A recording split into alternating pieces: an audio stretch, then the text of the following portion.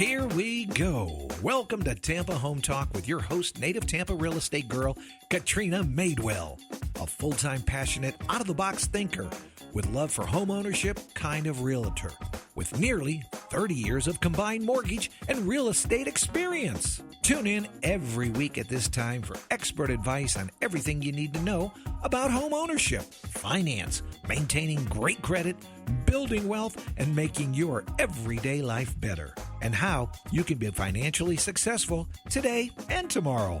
Remember, love where you live or let Katrina fix it. Now, here's your host of Tampa Home Talk, Katrina Madewell. Well, good morning and welcome. This is Tampa Home Talk. Happy Friday. This is our last Friday in July, and we are live. Today, we're going to talk about things you need to know about your home to add value. So that cost versus appraisal value analysis. I've been watching too much Once Upon a Time again, the reruns. Anyway, cost versus appraisal analysis. We're going to talk about how much stuff might cost. We'll give you a rough range compared to how much value you will actually get back on an appraised value, which matters. And we're going to do a little bit of chatter on the market and some of the things that we are seeing in July, which Danielle has not yet seen. So Danielle Evans with Gateway Appraisals, our guest for the day. Of course, you're hanging out with myself. I'm Katrina Madewell with LPT Realty, and Leo Kane with Barrel Engineering and Inspections. Yo. And Adam Talley for maybe half the show with Talley Insurance. Good morning. Who is the good half. Who is he with for the other half of the show? With my truck getting back to the office, but yeah. He's going to make sure my insurance policy doesn't expire. Exactly. All right, so let's give you guys some numbers. I don't know if I can read this, Leo. The number of new listings coming on the market today. Is that a zero? You're starting to play the trombone now with your eyesight. Thanks for picking on me. Number of new listings is 903 with price decreases at 1737. I think that's the highest we've ever seen. I just have to make sure It my was pretty co-hosts high are last younger than week, me too. so they can Yeah, And last then- week was Yeah, it's high. 1755. Okay, well, that was higher last week. Solds are 674 and pendings are 823. All right. So it's been steady. So let's look at that sold versus active and think about that for a moment. So active is coming in at what? Is that 903? That is 903. And then what's our sold? 674. Yeah. We're having more stuff hit the market No, we are. than what is selling. And so July has been an interesting month, I will tell you. You haven't seen this yet, Danielle, but usually when I talk about it, what we see on the front end, you guys see on the back end. We've already seen it because all the clients are calling us for pre-listing appraisals and wanting to know why their houses aren't being shown. Yeah. So it's interesting. We have quite a few houses on the market right now in July that have had limited or no showings. No, for a none. week. We've Or- had or a even lot of July. calls for none the whole month of July. Well, this is also interesting. If you look at the price decreases, it's gone up from January at 741 to where we're at now at 1737. Yeah. And if you follow the trend, it's almost a linear trend going up the whole time. It's like steady. I will say the there's a increase week lot to of week. people that are correcting the prices, and they're not necessarily lowering the prices. They're getting an appraisal done. They're seeing that there's seller concessions in the market, and that's where they're off. And in this case, it was $5,000. Now it's $8,000 to $15,000. So let's talk about that because seller concessions are going to be a real thing in the future. And I was going to hold this to talk about it next month, but I think it's probably a good time to talk about it now since you brought it up, the whole buyer agent compensation thing. It's not even as far as that. It's that we're not seeing any ripples in the market. What we're seeing is sellers, instead of reducing the price, they're offering $10,000 towards closing costs. And you guys adjust for that. And right? we adjust for that. So they're getting an appraisal done. They're seeing that that's where they're off. And that instead of reducing the price, they're offering a seller concession for a full price offer. So- and we're seeing within 2 weeks they are going under contract. So let me just tell you, in our MLS field, the buyer agent compensation, the offer for your co-broker is going away August 5th. It will be removed from the MLS here in our area. And I thought it was removed early. No, that is early. Oh, because July 1 was when that thingy changed. No, Yeah. August 17th is the date that it's going to be changing. We're going to talk about that for sure as we get closer. When I'm talking to sellers, now a lot of times these are sellers come to me before they even go pick an agent. And so they come to me, and these sellers have no problem signing and paying both agents. They know that they're on the hook for the entire commission. But here's the thing. And here's how it's going to change your world. And now I want you to think about it like this, and we're going to talk about it a lot more in depth in the future. The DOJ wants the decoupling of commission to go away. Okay? They do. So they want buyers to hire their agents with an agreement. So you're not even going to be able to get into a house without a signed agreement. There's no agent on the planet that is going to open a lockbox for you without a signed agreement. Because the minute another agent finds out they did it, they're going to get a fine. No agent's going to do it. But so if I can I just directly approach a seller's agent, just ask for access? I mean, like, I don't have MLS. Let's just pretend I don't have MLS access. But let's pretend I'm like 100% of the buyers right now, and I'm on these multi-listing websites that I won't mention on the air. And I can find the house. I can contact that agent. Will they let me in? So they will, but here's the thing. Even if showing for the listing agent, you're still going to have to sign an agreement that states how that agent is going to get paid, because when a buyer's side comes into it, those duties are completely different. That everybody thinks they're the same, and it's just opening the door. It's not. There's a lot of other duties that come with the buyer's side. In the appraisal world, we've been instructed not to adjust for agent commissions at all. But here's what I'm going to tell you. Where you're going to see, we're going to talk about this in 6 months, and all of our shows are recorded. They go to a podcast, so you guys can pull it up, and we'll see if I'm right or I'm wrong. I'll bet you money I'm right. Here's what's going to happen. The buyer agent compensation is going to go away. The seller can decide if they want to offer a concession to the buyer, and that concession could be for whatever the buyer needs. Okay? So you, Adam, are a buyer. You're calling me, and you want to buy your first house. So your cash is limited, and you say, well, I can't afford to pay a commission. And you say, okay, I understand that, but it's not different than anything else. It's no different than you coming to me saying, I want to buy a house, but my resources are limited. I need down payment assistance, or I need seller paid closing costs, or I need whatever. We're going to make an offer based on your needs, and that will include my fee. So, question for you: do you anticipate it still being a percentage, or do you see some people that I think you're going to be like, "Hey, I'm a buyer. Can you do it for $10,000? I think or you're going to $15,000?" see a lot of different things. I think, Right. And this is what the DOJ we do wanted. have agents out there right now that are 1% agents. I know, but the DOJ is saying everybody across the board is 6%, no matter what, and that's not true. It's just not true. No. Like you said, there's 1% agents. I think what you're going to see is a very clear, concise divide in the really good agents and the agents that have been opening the doors. You're going to see a big difference, and so I think you're going to see everything from hourly, like you pay per ad hoc per showing that you show. I think you're going to see, and I think if you're an agent and you're signing up for that, you're dumb. Because you're leaving your family or whatever you're doing to show a property, and then you have no other commitment other than just like they're going to be $100 to show them a house for an hour. Yeah, I think you're going to see that. I think you're going to see a retainer, right, of $1,000 or $2,000 or whatever, and just like an attorney, you bill for time. And based on the amount of time we have we're going to bill from that retainer and maybe bill the balance at closing.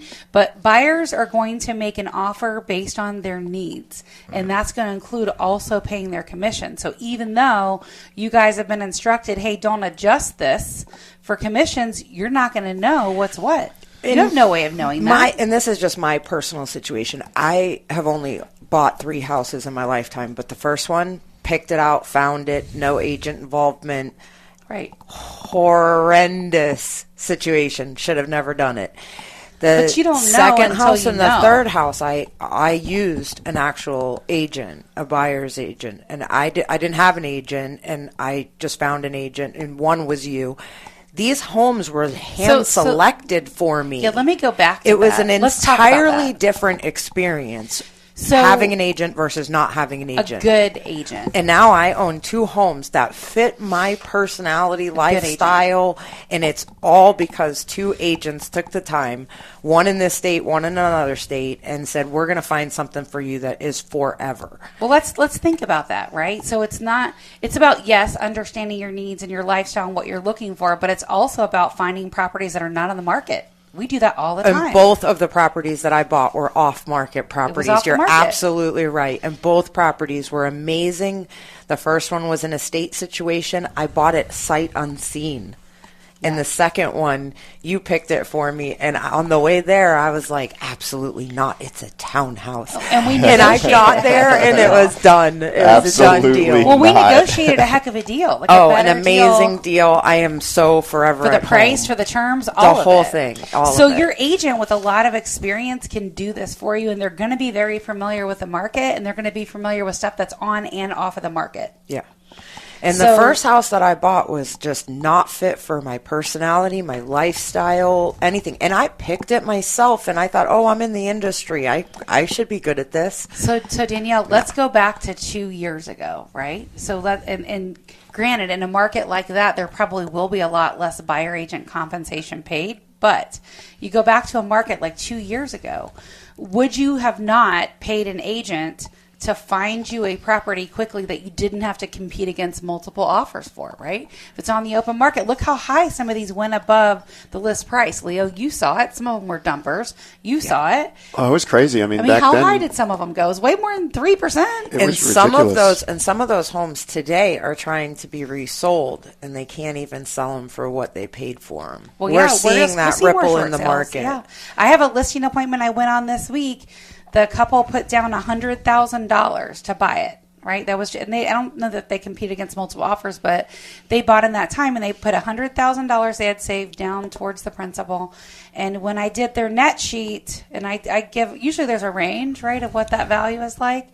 It was anywhere, they're going to walk away with $11,000 to $33,000, somewhere in that range, depending on where it sells. How? Is the election going to have any impact in the rest of the year? I mean, we had a big shakeup, 2 big shakeups this month with the election. Statistically speaking, appraisal, like our files show a nice story. I have 21 years of files. What does it show right before the election? And it's showing that this lull in the market right now, it's the quiet before. It's gonna, and I think where we're normally a little slower in November and December, I have a feeling we're going to kick off early this year. And it's just going to bounce right back. But this is, in our records, it's showing that July and August is a lull every presidential election Usually year. They're pretty good months, though, like in our area. And typically it is the good months. Yes. Yeah. But before an election, that's interesting. One follow-up question. I got my I got my early ballot in the mail. Oh, mine should be coming soon, too. Yeah, but it's going to be wrong. Oh, that's fun. It's going to be wrong. Now, so how does that work? Oh my gosh! Voting for dead presidents. I moved. So what do I do about my voters? I was always in Newport Richey. Now I'm in Lutz. Do I have to do something? You should. You have to rewrite because your voting station is going to be different. Usually, when you change your driver's license, you can update it there. Yeah. Okay. Yeah, when you change your driver's license. But I'm just interested to know, all these ballots have already been mailed out, and they have a ticket on it that doesn't exist. So there's going to be a lot of confusion in the election. Well, if they were voting, they were already voting for Kamala anyway, weren't they? Yeah, but the thing is, that's not what the ballot says. Oh, I know. Yeah. So this is going to be interesting. This is going to be very interesting on this election as far as people trying to overturn an election in either direction because of confusion out there. I feel like every election gets more and drama. more theatrical, doesn't it? It does.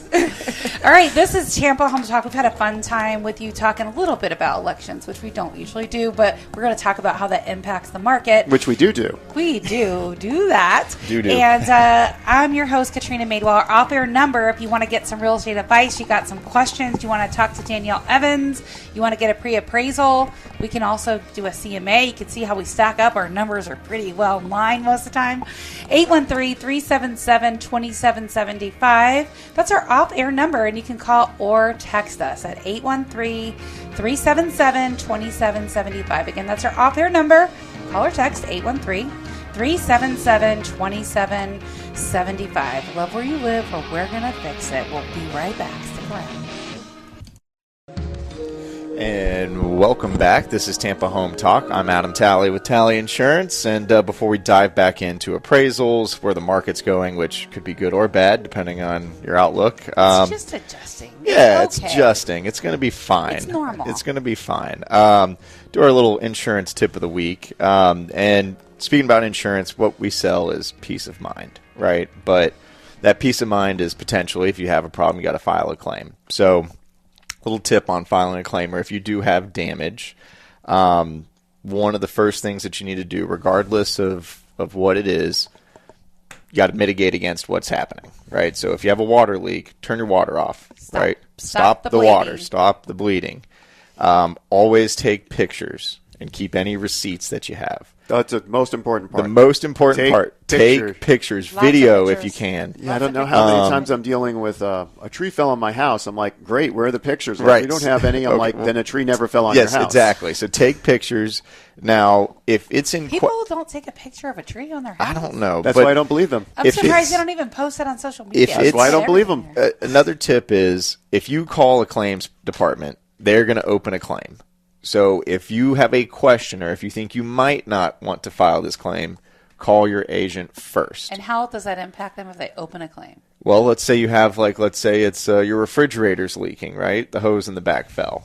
That might be, $1,500 worth of damage. Your deductible might be $2,500. You might not even get there. But if you have even if it's a $0 water claim, we have a lot of carriers that won't take you if you have a prior water claim in the past 3 to 5 years. Does it affect your premiums? Yeah, because definitely. you have lack of Cat options. Lack of options, right? So call your agent. Now, if you call your agent, ask him if there's a list of preferred vendors that your carrier uses. Most of these preferred vendors, they're all going to be certified. A lot of carriers, they will guarantee the work if you use one of the preferred vendors.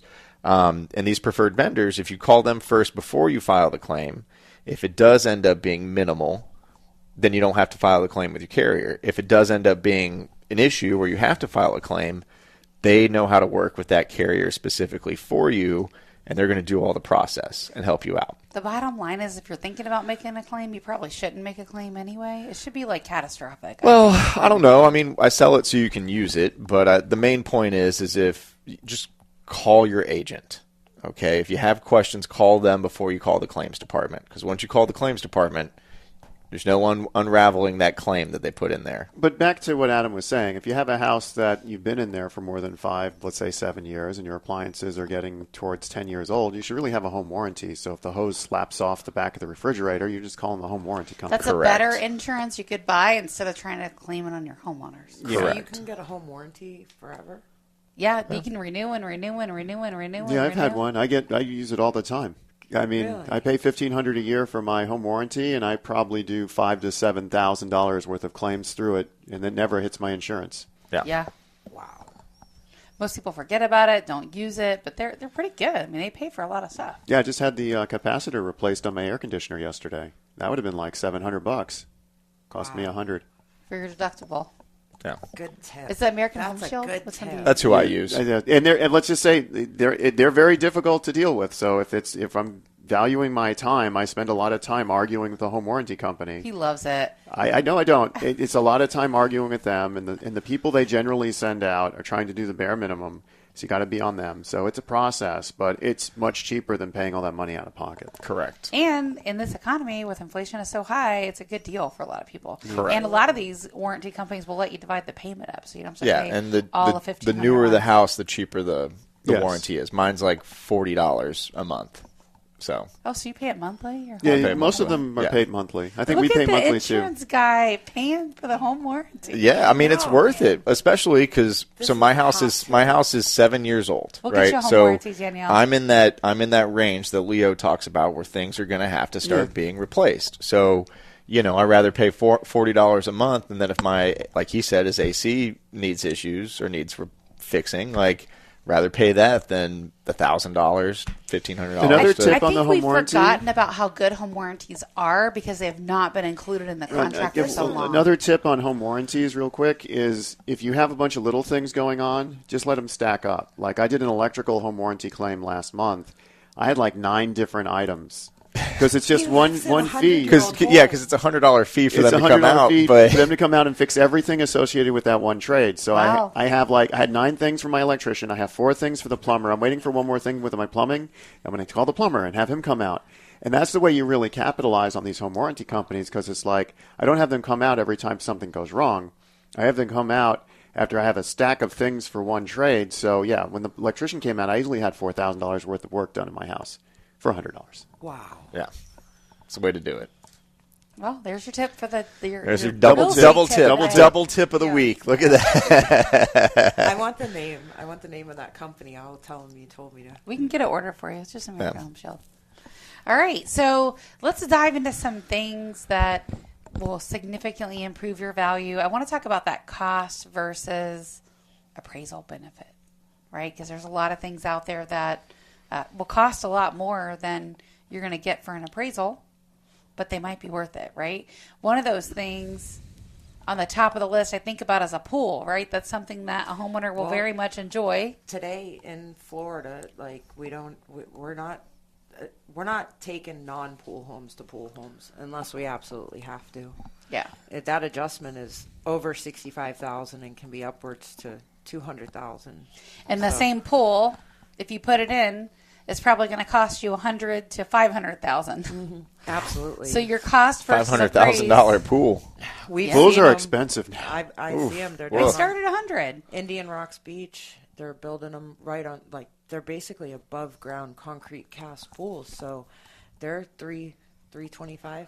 I'm not worried about the people on the beach affording it. Yeah, once COVID kind of let up and construction prices skyrocketed and all your interest rates went up, pool construction came to a screeching halt. Like no one wanted to spend that kind of money anymore. And now people would just go for a pre-existing. They're going to find a house that already has a pool. Yep. So we stick to apples to apples. Mention you don't want to deal with the headache either. No. Putting one in. So if you can find one with a pool, take it. Absolutely. But if you're in a subdivision that doesn't have a whole lot of pools and it's a newer subdivision, there is a way to. I mean, there's a lot of flipping new construction right now just by putting in a pool. Interesting. Yeah. Just put a pool in and flip it. Some of the pool contractors, like the Olympus one, that guy's in prison. Yeah. As he should be. Yeah. Yeah, I mean, it was It's interesting. fraud. He was basically, he had to sell 2 pools to build one, and he just kept pulling going. permits and kept building, moving. And then his subs fell out from under him, and so he couldn't produce any pools, and he just had a bunch of holes in the ground. It was very criminal. Yeah, not a position you want to be in as a homeowner, for sure. No. In this county, I mean, they're cracking down. I'm glad to see them cracking down on it the way they have. So pools, that's a pretty good idea. And some of these, like Lucas Lagoons and stuff, they build incredible pools, like really high-end luxury home pools. Really. Some of the pools I've seen, they got fire bowls inside the shelf. Yeah. It's impressive down there. I can tell you they add a lot of value on the replacement cost estimate too. Yeah. So I have a house I'm working on right now. It's 1,900 square feet. Typically, if you're just looking at a basic house, no pool, no kind of big outdoor area, even with upgrades, you might be doing $225 a square foot, $250. This one, we're up over $600,000 on the dwelling limit, which is the rebuild cost for 1,900 square foot home. Have you seen the pool that I think it's on Jurassic or near Jurassic with the pirate ship, the big, what house I'm talking about? I know. I think you saw it. Or there's one on Bailey's Bluff, and it is a boat crashing into the house. And when you go inside the house it's a full-fledged lighthouse. Now, I have a question but for you on that. The house itself looks like Noah's Ark. That's such a unique house. Like, how do you do an appraisal comparison on a house that has? If you drive down Bailey's Bluff, it's over there in Holiday, Tarpon area. Mm-hmm. Every single house on that street is something insane, and so you just go find everything that's insane. Yeah, which by the way, if Sarah Cricky were on, she would tell you appraisers don't like unique, but lenders like unique even less. But this is a pool. Boy. This is a pool, a concrete pool in the shape of a boat crashing into the house. That's pretty cool, and the house looks like a it's lighthouse. all above ground, and it's impressive. It's amazing, but they had that put in 20 years ago, and they probably had it done for nickels compared to Yeah. today. Could I jump out of the second story window straight into the pool? No. Probably not a good idea. Gosh. I don't The advise that. insurance company would not want to insure that. As your insurance advisor, please don't do that. All right, well, we're running into the break. So one of the other things, too, I would say for appraisers, just to leave you with this before we come back, is if your home is really updated in terms of your kitchen and your bathrooms, typically an appraiser is not going to compare an updated home against a non-updated home. And it's the same for us. Kitchens and bathrooms are a big deal. They're at the top of the list. We'll talk about that and more when we come back right after the break. This is Tampa Home Talk, and our off-air number is 813-377-2775. You can call or text our off-air number, 813-377-2775. If you need help, real estate questions, appraiser information, insurance, engineering, inspections, one of our guests, 813-377-2775. This is Tampa Home Talk. We'll be right back. I can't drink that much. And that's what we're going to lead back into, that you All can't right. drink that much coffee or tea. Or even water. You should Or drink more water, Danielle. I need more water. All right, this is Tampa Home Talk, and welcome back. And we are going to talk about that cost versus appraisal value on some of these big ticket items. So we mentioned the pool. I was talking about the kitchens and the bathrooms and the updated stuff. So typically, appraisers and realtors like me are, when we go in to do an analysis on price, we are going to compare updated homes against non-updated homes. We're just not going to do that. We're going to try, if it has updated kitchens and bathrooms, we're going to try to find one just like it with updated kitchens and bathrooms. If it's an updated kitchen and not updated bathrooms, we're going to try to find one just like it, as are you. So what happens, Danielle, when the market changes and you don't have as many sales to go off of, right? Which happens. You've appraised in those markets. I've done valuations in those markets. And so you're just looking for comps. There's not a lot of data because the sales are limited, which we haven't seen in years.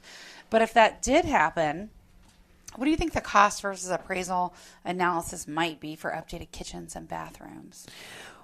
You know, it right now the cost for construction is so high that Still. it could be that you're over improving at that point and losing value. Right now, some of the On an appraisal. Yeah. A lot of the, you know, we have a lot of estate sales in the market right now. They're almost 100% original. But they have a new roof and they have a new air conditioning. Which is the stuff people are looking for. It's the basics. And those houses are running in line with houses that have updated interior but older roofs and air conditionings. So we will interchange those if there are no other comps to choose from when we have to. That should be music to your ears, Leo. People are not picking the pretty stuff, is what she's saying. They're picking the sound stuff. They with want the newer sound components. stuff with the lower insurance, and it's really Definitely. comes down to the insurance cost. A lot of people that are moving in Florida that are local, and they're just moving from one place to another locally, they are moving because of taxes and insurance. That's the whole purpose of them moving. And you can port your homestead Your up to taxes. $500,000. So there's like the $500,000 limit on a sale. So anything you sell $500,000 of that profit is not subject to capital gains, and then you can port your homestead, but that's $750,000. So Well, your homestead is different from your portability. They're two different exemptions. we still port it. You can port the savings Right. up to $750,000. Right. Right. It's a pretty Those good make a big amount. difference. The biggest misconception is that people don't think appraisers look at permits, and They didn't used to.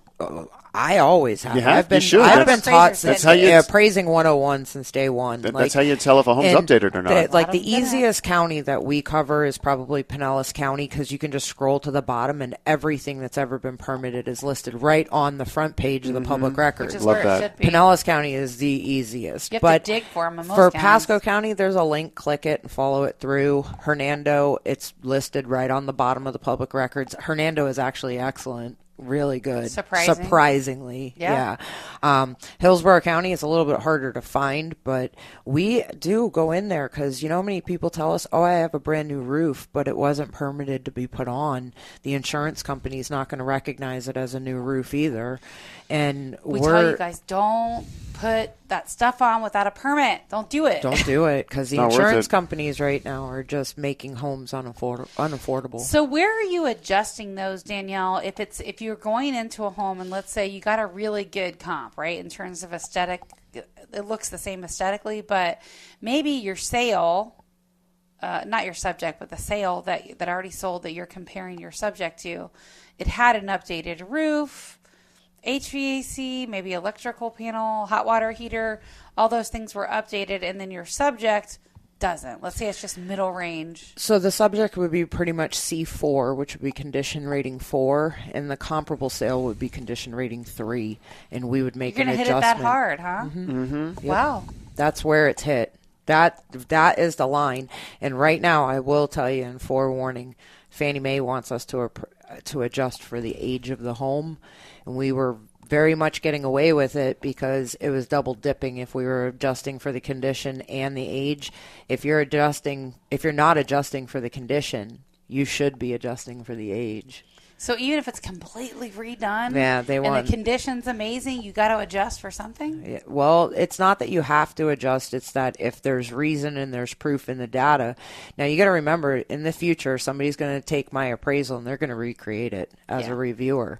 And they have to recreate the same data that I had in a faraway time, at a different time period. And so we can't really we have to use adjustments that make sense so that reviewer can come up with that same adjustment with the data he's looking at. But how? Because you guys don't have a standard across the board adjustment that you give stuff. No, we don't. But when you look at it, Like if you ask, we an put it all appraiser- in a spreadsheet, Real and quick, you guys so just if don't you- understand if you how we ask an- mathematically if you come ask up an with it. appraiser, how much do you adjust for a new roof? How much do you adjust for a hot water heater? How much do you adjust for an updated kitchen? You guys don't have a We don't. blanket vanilla answer. And we adjust in the condition line. And what we do is we take all the C4 homes in the market and all the C3 homes in the market, put them in a spreadsheet, put them next to each other, and find out the difference. And that's the adjustment. And people are really confused. Well, I have a new air conditioning. I have a new roof. I have this. I have this. Yeah, we're going to go take a bunch of MLS listings, and we're going to find all the same exact. And then we're going to start throwing away all the ones that aren't the most similar. But some of those ones that we threw away are going to prove adjustments for the ones we kept. And that's all in the back of our work file and in the back end. And when we get internally reviewed or audited, that is what goes to the reviewer, and the reviewer can actually see where we came up with our adjustments. Yeah, We're notes really and not notes pulling them out of our backside. Yeah. But we do make contributory adjustments for differences. And that's when an adjustment can't be proven in data, but we all know that an adjustment is required for the differences, or it will mislead the reader. So we do make contributory adjustments. So what are some other things on the appraisal report when we talk about cost versus appraisal analysis?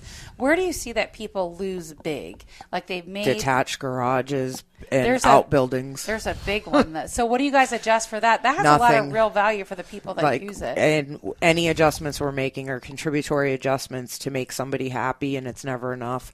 But in the world of lending and Fannie Mae, they would love for us to not make an adjustment at all and pretend it's For a not even detached there. garage? Not the garage, but outbuildings. Outbuildings. Like a shed? And we're talking like big, like 20 by Like a 20 workshop. workshops. Like Okay. these things, what they cost to be put up and what we can give for an adjustment, they don't. The people that want them too. They really do. Oh, they'll pay more for the property because of the It's done. outbuilding, Right. and it's just one of those things we really can't adjust for. Up in Brooksville, it's very, very. They're hard to find, It's too. hard. It's so hard. Right now, we have the world of barndoniums are coming in. However, Barndoniums. how do you She keeps say saying it? barn dominions. Barn dominiums. What's a barn dominium? Barn dominium. Okay, so barn dominiums are all over. They're popping up all over the place. I'm trying to In the figure northern out. counties for sure. A lot. They're right here in Pasco. Is They're one on Hicks, one on off of Kitten Trail. Yeah, I gotta look this up. We, What's a we see barn them more. dominium? You don't know what that is and really. and I'm so So it's a concerned big, about let me the just answer his insulation. question, because if Leo's asking, It's if a the metal listener's building. It's a asking metal it, building. Oh, these things. It could be metal, but what it is basically like a barn structure. It's a pole barn. And then but people are building it out with It's- a big open floor plan. These and things make look it like a brand open new condominium. constructions, and they look Yeah. like brand new constructions inside. They're 180 mile an hour wind mitigated. 180 to 220 is what I've seen. The one that's going up in Citrus County is huge. It looks like a 3-bedroom, 2-bathroom, 2-car garage, regular frame house. They're a lot cheaper than regular houses to build. But it's got metal, it's got metal It's just siding. structurally sound. I mean, from an engineer my only perspective- real concern is insulation and how much is it going to cost to air condition these buildings? Well, they've got to insulate them. Yeah, I mean, you're With still what? subject to A some. lot of stuff. Foam insulation, rolled I insulation. mean, if they're Yes, habitable stuff like that. space, they're still subject to the R rating fire building code, so you're not getting around that. You're just Okay. getting a steel kit, and you're able to slap on steel siding, so it's faster construction. Is it a styrofoam insulation? Yes. Or is It's that really what? good, Because too. my It's thick. imagination's It's gone the wild styrofoam with it. insulation is like a cooler, like a styrofoam Yeah. cooler, but thicker and it fits in the wall. You know what I'm talking about? Yeah, I do. It's the same stuff that for CMU walls, they drop Yeah. the styrofoam. What's a CMU wall? What is that? Concrete wall, they'll drop styrofoam in between the blocks before they fill it with grout as some of the insulation. So yeah, all that makes a difference. So, what's your thought from an engineering perspective on these prefab metal buildings? They're strong, right? You have to think traditional construction hasn't changed in hundreds of years. And I mean, when we look at Florida, we got first floor is concrete, second floor wood frame.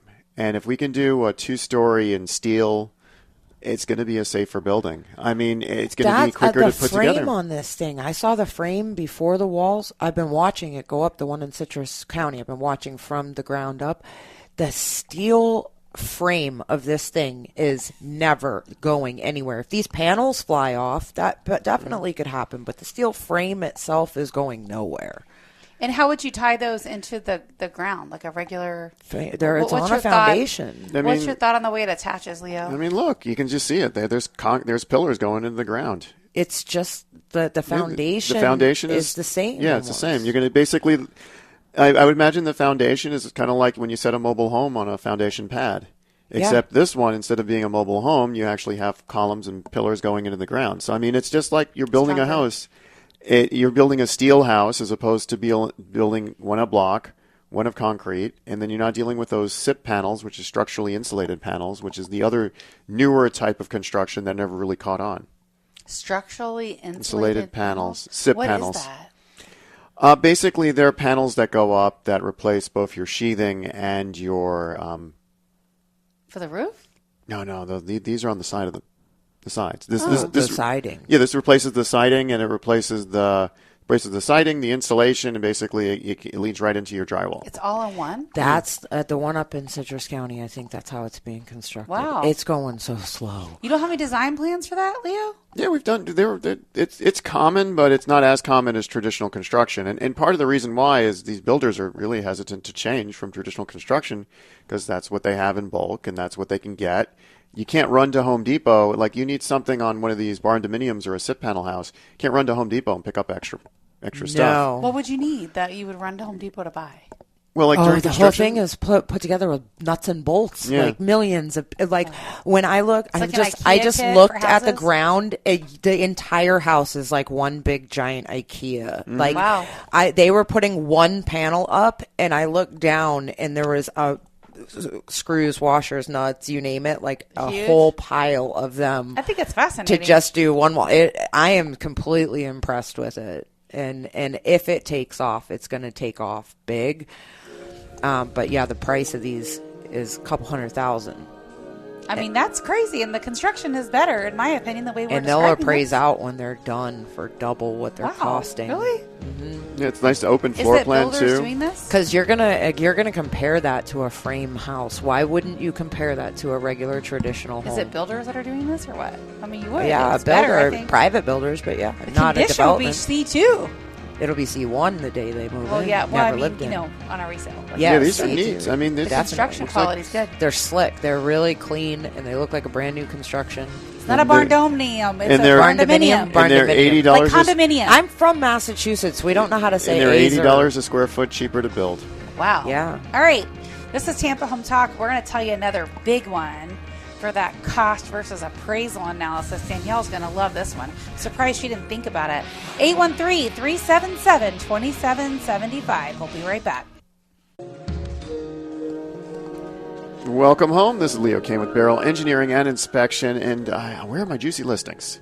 Where are my listings? They're coming. They're coming. There's one more we have to talk about. We have to mention it. Wouldn't be right unless we did it. That cost versus benefit analysis. I'm surprised neither of you mentioned this one. Do you know which one it is, Leo? Trees? No. Or is it the cost-benefit analysis that... Solar. Oh, no. I hate solar. No. I know. It's not good, but we have to talk about it. Solar solar costs a lot of money to put on. Are appraisers even I have giving nothing it any positive value? to say. Absolutely not. We'll design your and our solar hands for you. are tied. Our hands are tied. Here's the thing. Until MLS puts a little field into MLS that says the property has solar and yes it's or no? 100% paid off, and then in the little attachment, has to be. in the little attachment, you need to give us verifiable proof that the solar is paid off for us to make an adjustment. Now, we need this for the comps. So unless it's put into MLS and it's really redesigned in MLS, it's never going to change for appraisers. To dig for that because, data. And I could lose my license for making that adjustment, so I'm not going to risk it. Am I going to, potentially maybe up the gross living area of the home, or weigh the sales on the higher end? Here's the thing. But it's not going to pay for what the solar is a scam. Your buyers don't want They them. don't want them. I've seen plenty of buyers tear them off and not put them back on. We had a home, I think it was last year, maybe a year and a half ago. She had solar panels. The salesperson said, "Oh no, you don't have to pay them off if you sell." Like, it was a whole thing, and you go in and you read the fine print. You definitely do. They don't want to move them to another home. They won't do it. They won't insure it. They won't even do it themselves. So they want you to go find another company, and then on top of that, it's a lien on the property. I have seen a bad thunderstorm take them out, and it be $10,000 in deductibles, or it's not free to change them out. Like, their Insurance warranties companies don't like them. Their warranties are on the panel, not on the installation of the panels. So you got a bunch of broken panels up there because you had hail roll through. Yeah, so you're going to get your panels replaced, but you're not going to get the installation replaced. So this seller that I had, she had solar panels. We had the house sold, and I said, "Look, your best bet, either take the solar panels with you because the buyer doesn't want them. See if you can find someone else to reinstall Then you them. have a bunch of holes in the roof. And then repair the roof, obviously." And the buyer was okay with that. They were going to do it, and she wouldn't do it. She ended up canceling the listing, thought it was going to be better than their agent, ended up getting withdrawn. She's still in that house and wanted to sell it. Solar, I see people lose their homes because of solar. They can't sell them. They're in a position they can't refinance. They get into a financial bind, and next thing you know, they're not necessarily short selling the house, but they're selling the house for no profit. Yeah. Just to get out of all of the debt that they've incurred. Solar is a big one for that cost versus benefit analysis. That's why I wanted to mention it, because the cost is high. Which is weird, because like when I'm traveling in Europe, like when I've been to Belgium or when I've been to Germany, it's like every available space of roof that can have a panel has a panel. If our state gave grant money, I would say put them, and the panels didn't necessarily cost as much as they do, I would say put solar on every single house. I have a house in Cape Cod, Massachusetts, where those big giant wind turbines are how they get electric. You should put it next to the house, not on it. I would put, in a heartbeat, I would put solar on that house, but I don't want it on the roof. That's the problem. Yeah. I need a new roof, and I'm in that Come up with weighing that the option, design, and I want to Leo. do a metal roof, and I don't even think you can put solar on a metal roof. That's No, the you problem. can. Give You a can. solution. Yeah, we have that. So here, the solution is actually we do rack-mounted systems for roofs. There We you also go. design rack-mounted systems for the ground. There you go. The problem with that is you want your solar panels higher because of shade, and you also want them floating in a certain direction. So you have these solar farms, these commercial solar farms, they're in the middle of a desert. There's no trees around. So you have to be in a pretty, like if you were in a subdivision and you had a double lot and you didn't have a bunch of trees, that would be a good area to have solar panels in your backyard. But now you're trading backyard space. But you should be able For to solar. use that, right? You elevate it and you use that space in some way. No. No. You No. can't use under it. Because you have to think, like, a traditional rack mount system on a roof is actually the most energy efficient place to put the panels. Once you start putting them on the ground and you elevate them, that's extra costs. And with the way most of these solar installations work, once you pay off your loan for the solar, panels have a $0 life, and you're supposed to replace them. It's like a never-ending cycle. Yeah, I wouldn't get into that. All right, let's talk about some listings because we got a lot of them. We need to promote. We got some open houses that we need to promote. So let's run through these. Now, if you're looking at Tampa at 33634, zip code 7050, Hollowell Drive, we've got 2 open houses on this. We've got one today from 3 to 6 p.m. and one tomorrow from 12 to 3 p.m. That's a great property. It's got a pool right in the heart of Tampa. Last buyer's financing fell through. This one just came back on the market. I was going to say, this looks familiar, and there's a new roof being installed. Yep, brand new roof coming next Awesome. month. And then Land O'Lakes, 34638, 19445, Sunset Bay Drive. We've got another, this one's brand new to the market, open house tomorrow from 11 to 1. Built in 2010, so it's that sweet spot. 2-story house, gable roof, lovely. It just kind of greets you with its smiley gables. Awesome back porch on a pond. On a pond. This one has updates too on the roof, pretty new. Mm-hmm. Then we've also got, again, how do you have this many people? There's another open house tomorrow from 2 to 4 at in Land O'Lakes, 8887 Little Blue Stream Drive. Blue Stem. Oh, Blue Stem, sorry. Blue Stem Drive. This one is a great house in that it's vertical. It's nice, a 2-story box. It's kind of like the way I like to design houses. Not a lot of architectural features here, which means it's going to be more wind resistant. It's going to be more energy efficient. It's got a pool, spa, travertine deck, completely updated. Excellent. 700 in Connerton. Now we have, in Lithia, we have 14626 Redcastle Ave. This is a 2020 house. Right by Fishhawk. It's in Hawkstone. And it's for rent. And it's for rent. 3-car garage. Perfect condition. 19211 Pelican Ridge Lane. We have the open house on this one on Sunday. New Tampa. This is in New Tampa, 12 to 3. Come check us out. This is a 2004 built, and it is it's very pretty. I love what they've done with the yard here. Yeah, lots of vegetation. Great home. It's got a pool, $600,000. That one's priced to move 4.3. Great floor plan. Now, if you're looking to escape the word Tampa, we've got Tarpon Springs for you, and an open house tomorrow afternoon, 3 to 6 p.m. 1664 Countrywood Street, Tarpon Springs. That's a great property too. The kitchen's completely updated. Just a fantastic home, right at $400,000. And that's a good price for Tarpon. It is a great price for Tarpon. It is a good price. And the last one is in Zephyr Hills, 5909 Wedgefield Drive. For rent on the border of Zephyr Hills, Wesley Chapel. Yeah, so if you're looking to buy or rent, make sure you come hit us up. We got a bunch of open houses. And if you're an agent, you're looking for some opportunity, we always have more houses than we have people that can hold them open. 813-377-2775. Call or text. If you're an agent, maybe you're thinking about getting out of the business and you're trying to figure out how to navigate this new market, hit us up. 813-377-2775. Maybe you know an agent. Let them know our number, 813-377-2775. Remember, love where you live or we're going to fix it. This is Tampa Home Talk. Love where you live or my mommy. And we're out.